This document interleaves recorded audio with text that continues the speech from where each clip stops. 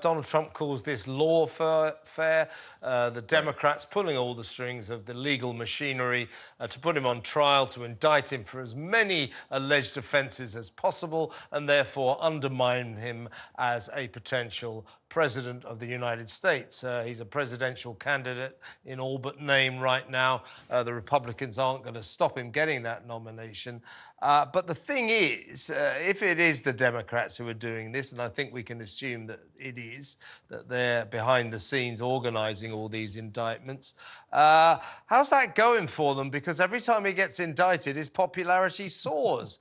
Not really working, is it?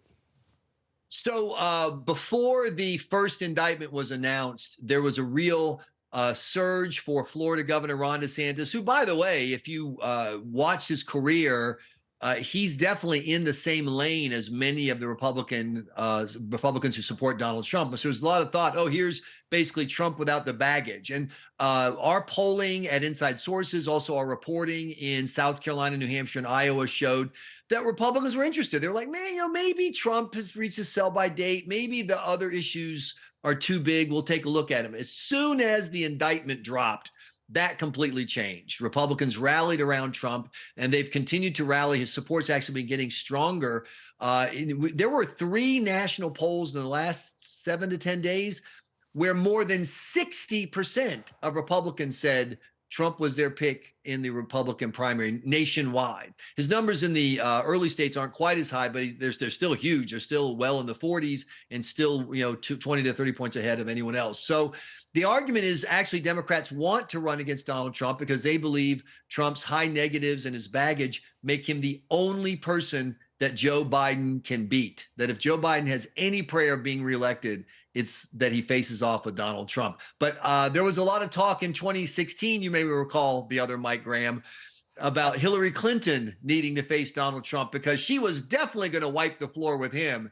Yeah, not so much. Exactly. And Trump has found a brilliant way to win all the candidates' TV debates by not turning up. Right. Nothing is going to stop Donald Trump getting that Republican nomination, is it? And I don't believe that Biden can beat him. I think America's had enough of that old geezer, and that Trump will win the presidential election. He's on his way to the White House, isn't he?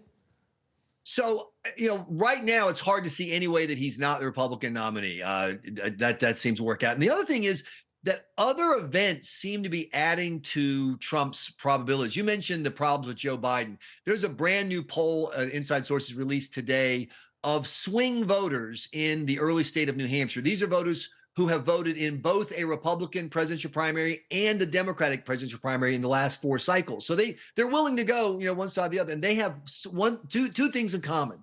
One is they hate Joe Biden and Donald Trump. Their approval's at 33%. But the other thing is they said overwhelmingly by about a 20-point margin, is America stronger today under Biden or was it stronger under Trump? And the Trump number was huge. And with the chaos in Israel, the chaos at the southern border, there's a real sense from the political experts that we talk to that the number one issue for voters right now in their gut, if you cut through the stuff about inflation, et cetera, is strength. Do you feel like there's someone who can calm things down, can fix problems? And this chaos in Israel lets Donald Trump stand up and say, look, if I were still president, this would not be happening. And you may not agree with that, but you can't say that it's a specious or irrelevant argument. When he says Afghanistan, Ukraine, Israel, Joe Biden, a lot of Americans go, he may have something there. I mean, Biden's claim is, and I think there's some justification of that, the American economy isn't doing too badly. So he's okay on that front. But socially and culturally, America's in a mess. I mean, the cities, the crime is out of control. The police are losing their ability to control. You're looking at a kind of social decline that he has presided over. I mean, Trump is going to be able to make good play of that, isn't he? Yeah, I agree, but I want to go back on the economy part. I mean, there are certain big metrics that show it's good, but just the cost of stuff, buying your groceries, feeding your family, buying gas for your car, it is so significantly higher than when Joe Biden took office. And so there was another poll from Emerson College in Pennsylvania, which is one of those purple states that Trump stole in 2016 from the Democratic blue wall and then narrowly lost to Biden. So it's a key state. Democrats basically say, if we can't do Pennsylvania, we probably can't hold the White House. Trump was beating Biden by 9 points in that poll yesterday. And a lot of experts think that it's because those blue collar working class, a lot of them union members, they see all this to the stock market or economic growth or abstract numbers about employment. They and their husbands and wives are struggling just to feed their families. Their budgets have been cut way back. Credit card debt has been soaring. And that's the part of the economy that for the voters that Democrats need to keep from Trump, those blue collar working class voters, they're not in that economy where they make so much money that they don't sweat it if bread goes from $4 to $5 a loaf.